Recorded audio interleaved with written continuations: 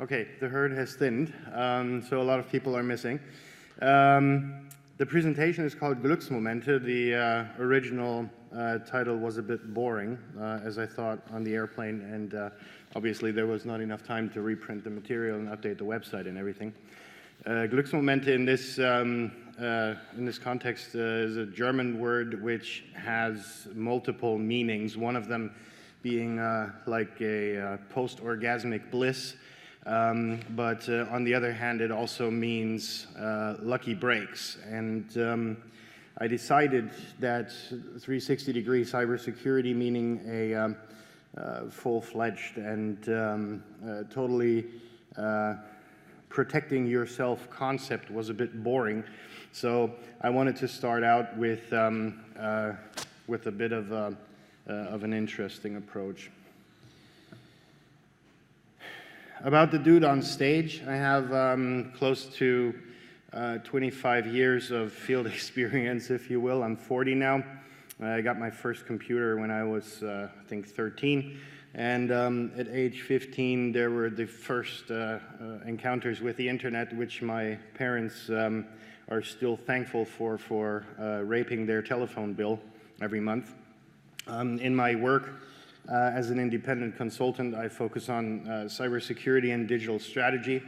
In the latter, I've kind of retired, which allowed me to invest a substantial amount of money into research on topics which really interest me and always have done so, which are cybercrime, cyber terrorism, and cyber defense. In 2010, 2011, when the Lolita City hack happened, on the darknet, I was kind of introduced to Bitcoin when it was still de facto worthless, and when Bitcoin begging on 4chan led to significant exchanges of hundreds and even thousands of Bitcoin being transacted between each other.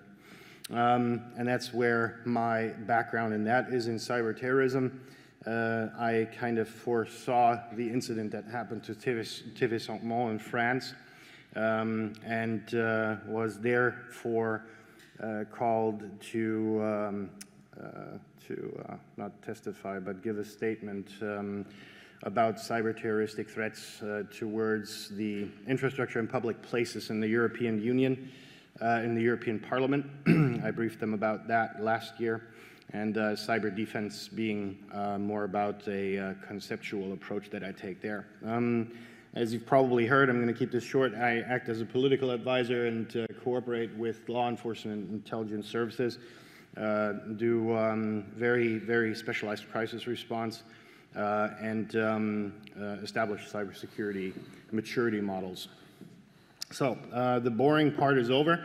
The next 30 or so minutes of your life, we're going to be spending together contemplating about dodging bullets, which is where the lucky break comes from, insofar as that we've had significant cyber incidences which could have gotten very much worse had it not been for the aforementioned lucky breaks that we had. Then we're going to go a bit into trashing the ISO 27K. Not that it's entirely worthless, but I think it's glorified. And speaking of glorifying, I'm going to kind of outline an alternative approach. You can take that with or without the angelic choirs. So what do I mean by the habit of dodging the bullet? There is a multitude of cases that happened which where, you know, all of the people involved were sitting there with a smiling face going, God damn, that almost went bad. But it did go bad in that the thing itself happened and was enabled. The two cases I'm going to outline, there was not a lot of lessons learned that happened there. And I think that's kind of like the most important thing in the cyber incident life cycle. So without further ado, does anybody have a clue what Jupiter on the Muslim weekend have in common, or what it stands for? Don't be shy. Anybody? Okay. So there was a hack on the Bangladesh National Bank, or the Bangladesh Bank as it's called, in which an array of wire payments were supposed to be sent in the sum of close to $1 billion US. The scam was made possible in essence by a phishing attack by which the perpetrators got access to the systems of Bangladesh Bank and then did a classical privilege escalation until they ended up having direct access to the SWIFT terminal. Can I skip this? Is everybody aware with what the SWIFT network is, or shall I go into more details? It's something banking. Okay, yeah, I'll go into it a little bit. It's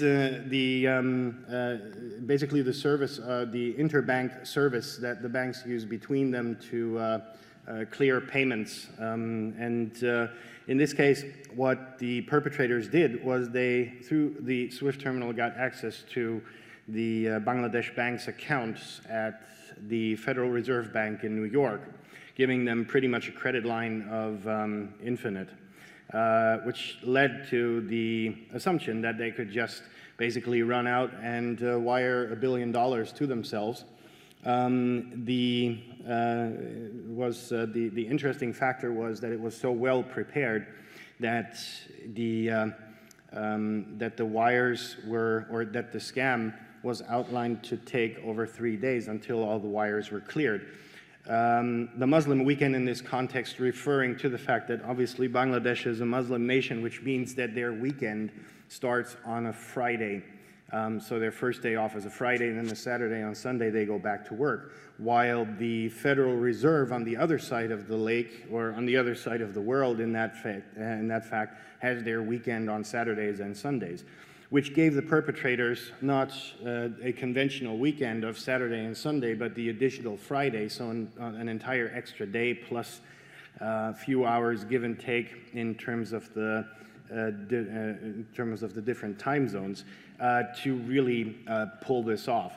So what happened was they, when everybody left the office on the Thursday at Bangladesh Bank, they went into the system, got access to the SWIFT terminal and issued a variety of wire payments totaling, like I said, close to $1 billion to accounts which were, to an account which was located in the Philippines.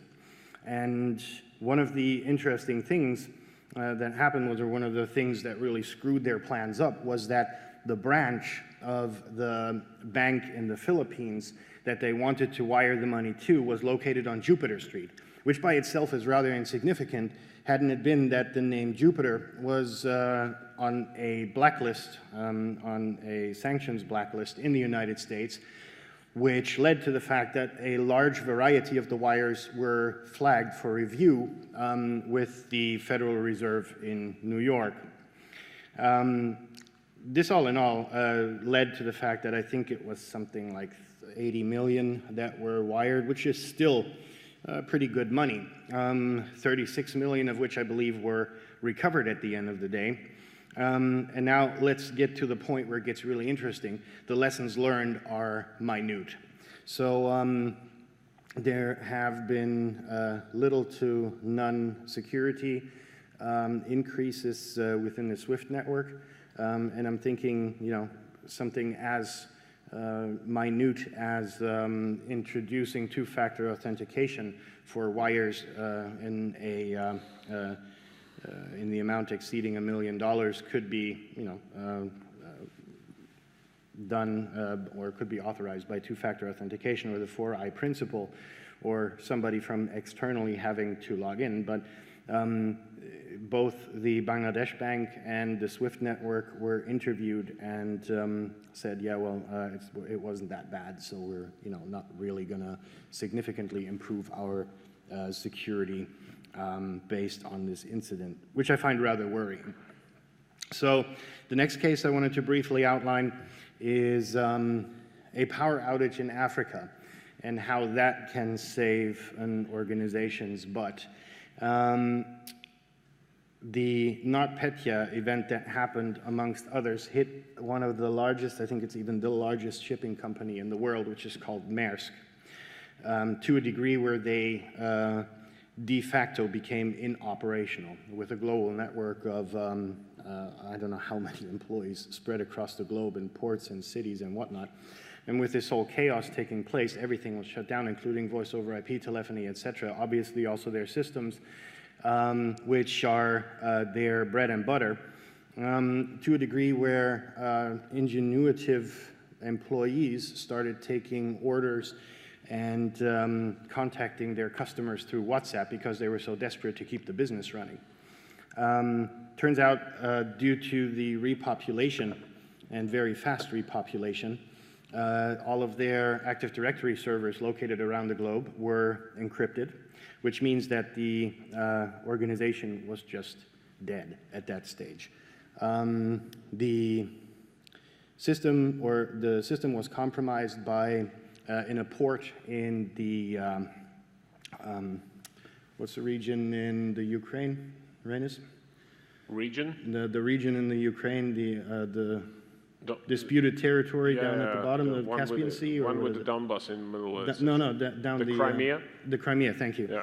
And a port in Crimea was introduced because the guy there, who was taking care of their financials in that country, essentially needed that piece of software which was infected, so he directly installed it onto the system, which inevitably led to the spread of the software. So, long story short, company was almost bust, and then they found out in their crisis reaction center, which they very quickly established, that they had an Active Directory server in Ghana, I believe it was, somewhere in Africa, where they had a power outage. And so this server, this AD server, hadn't been affected and had not been encrypted yet. So to keep their company running, they put guys on a plane to retrieve this hard drive, which wasn't affected.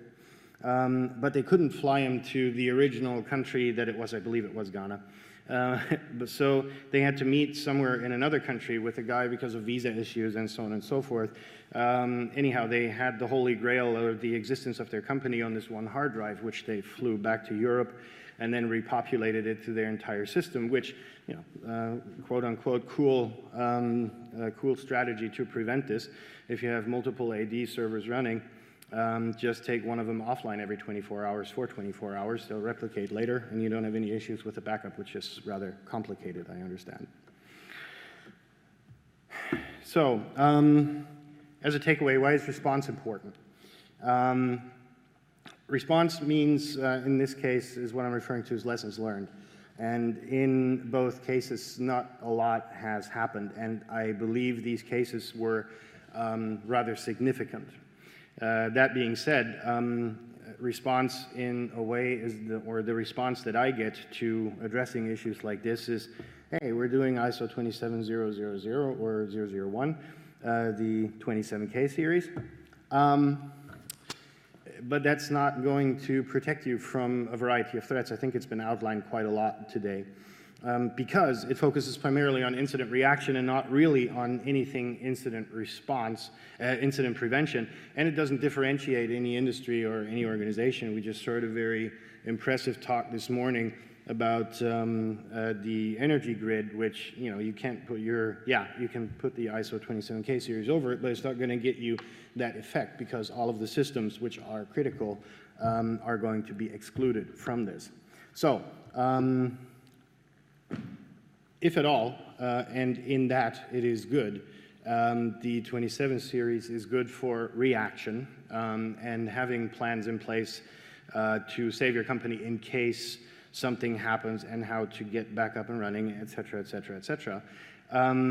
But it hardly considers any defensive measures. And that's why I said, okay, you know, how can this be improved in an overall concept? Of which there are tons, but I'm always kind of like the guy to say, okay, look, let's try at least to make the wheel rounder than it already is, which led to the idea of having or coining it as a 360-degree strategy, which in essence doesn't only take the reactive part, which is that, you're standing with your butt against the wall, and then you have to act, but how to prevent these incidences which can have you end up standing with your butt against the wall, and not to forget the flanks that you have to consider also, which would be, preventive measures overall. And with preventive, I meant the very interesting example that Brian mentioned, which was to gain access by social engineering and or facilities which are at least partly or entirely unprotected from foreign entry.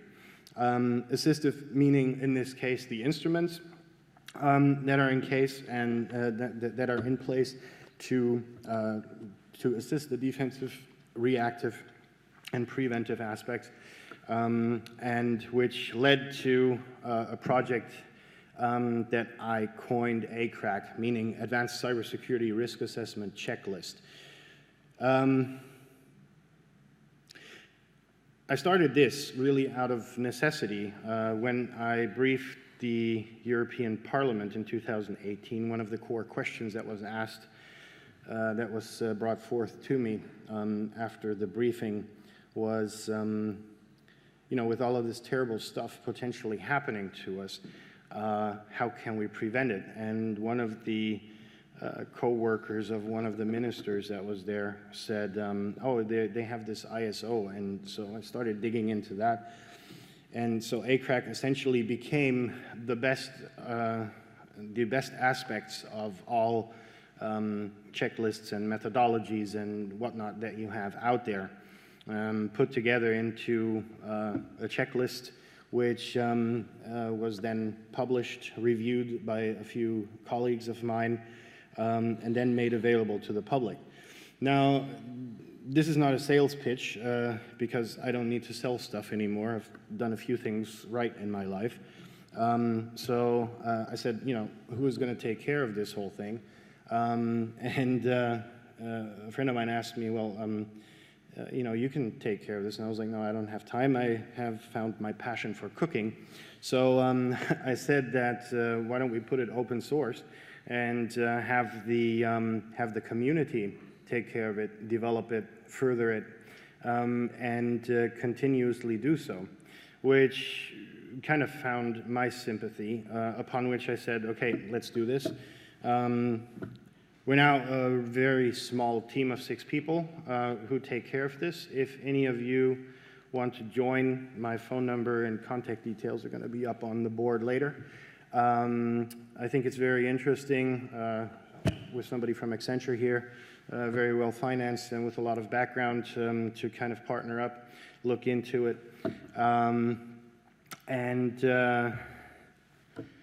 to keep this thing really constantly evolving and to develop it further. So ACRAC, in my opinion, is true 360-degree strategy foundation. It's not going to be any more than that. The executive part will remain in the organization, of course, but it's got aspects like to provide a holistic concept more than having multiple fragments for which you have different stakeholders and different product owners who maybe don't like each other, or have been in a fight, or somebody slept with somebody else's wife. I don't know. They just don't get along. So that's one of the main problems which I experience. The contributions which are made are immediately evaluated and merged into the checklist, meaning that anything that comes in will be included into the list, and then very quick cycled updates will happen. The delivery channels we're not really sure of at the moment, and that's going to be a thing to be discussed later on.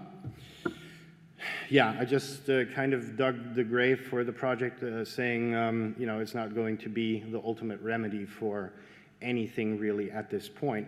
And it's work in progress, which I wish to be considered. Final remark on this is that it is community-driven. Join the club if you want. If not, participate, download it, look at it. If you have ideas, email me, and we'll take it from there. So, if there are questions, which there aren't a lot today from my experience, I'll take them. If you would rather ask me in private, you will usually find me in a designated smoking area. And my contact information is up for everybody to photograph and so on and so forth. So. Good one, good one. Do we have any questions? Yes, well, thought so. You know me, I do. If we go a couple of slides back, there was one that said that there was no differentiation in industry or organization. Would you explain to me, and maybe for us as well, why is it a bad thing? Well, it's not. I'm not really really demonizing it. It's good what it's good for. That's what I said on a side note. But I think with the complexity of the threat vector landscape, which is constantly and dynamically evolving, I think it's pretty cool if we have major threats which are in such a checklist, which can then be put on an organization rather than focusing on the 100 static questions. Yeah, they develop, but the cycle is not quick enough because the threat landscape just develops so damn quick. And so that's why one of the most important aspects I wanted to at least get done somehow was, really to have a very quick cycle. And obviously, in a way that new additions would be communicated in a way that you don't need to take the entire checklist again and review it against, review it over and over and over, which wouldn't be all too bad, but it would take away too much time. So I'm trying to figure out right now how the communication is going to work on updates, et cetera, et cetera. Yeah. You mentioned the case where keeping one server off just for the backup purposes was a good thing, good idea, and non-standard idea. Now, if we go back into the darker ages, a lot of the people equipped their cars with, let's call that a secret button or a switch or something. If you don't push it, or if you don't switch something in the right sequence, the car won't start, and in that way it can't be stolen.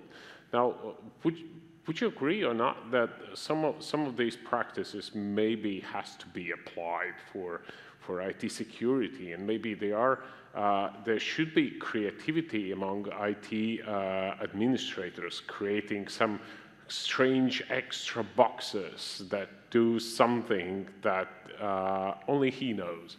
Right, which presents a problem, because what happens if the guy is on coke somewhere in Bora Bora and not available because his cell phone fell into the sea? Then you've got, your company is burning and you're trying to get the guy and he's like, sorry, I'm wasted.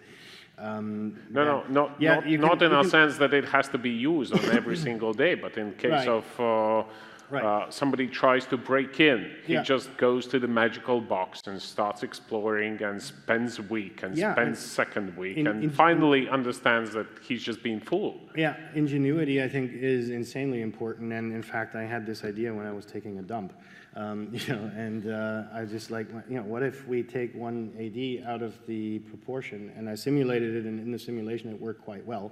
Yeah. The replication worked.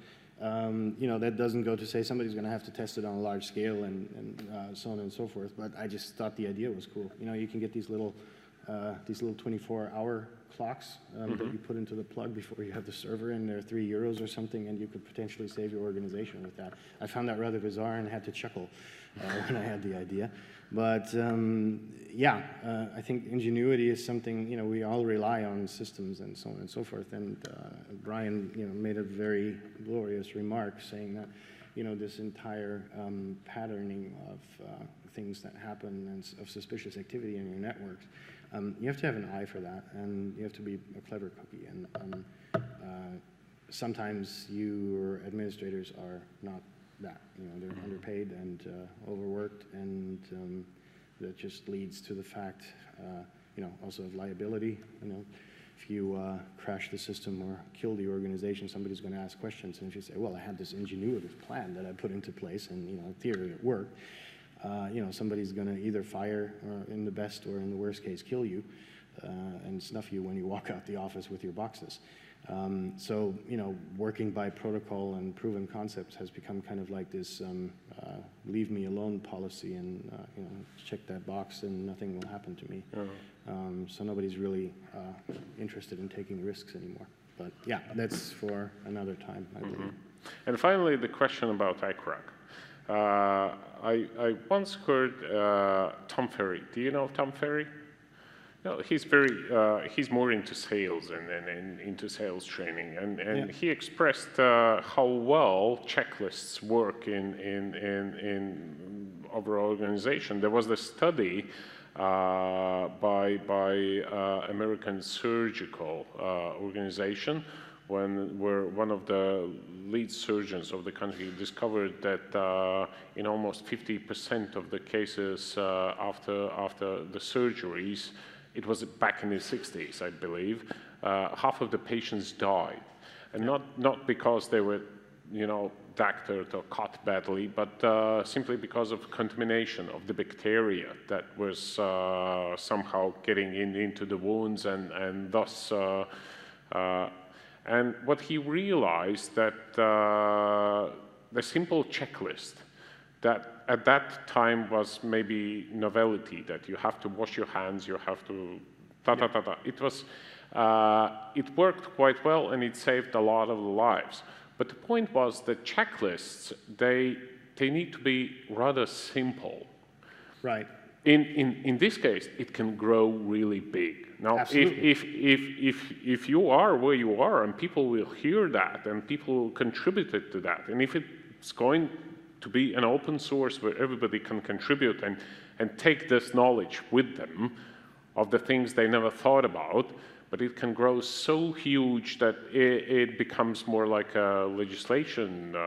Like a monster that is that you don't really want in your organization. No. How do you see that? You probably don't see that as a monster. So where's the game between simplicity and inclusive-ness? That's what I meant by saying that I have a problem of how we're going to communicate updates to it. Because obviously you only need to run it once in its full complexity, right? And then new issues come up, they get communicated to you somehow through some channel, and thereby you will know that, oh, I have to put a check behind that or not, It's like yes, no, not applicable. That's what it boils down to. Because obviously, your mom and pop operation will not have complicated SCADA systems that they need, or their one-room office isn't going to be so susceptible to intrusions. So, yes, it will become very large over time, with threats, of course, kind of being weeded out over time. So a lot of curation has to go in it, which I don't have too much time for because, like I said, I found my passion for cooking, which is much more fun. I hope this thing kind of develops into something good. Yes, for sure, it will become large. But I think the simplicity in the way the questions are asked will be the same. And so I think a mildly gifted CISO will be able to take the list, go through the organization, or delegate it and say, okay, look, get it back to me.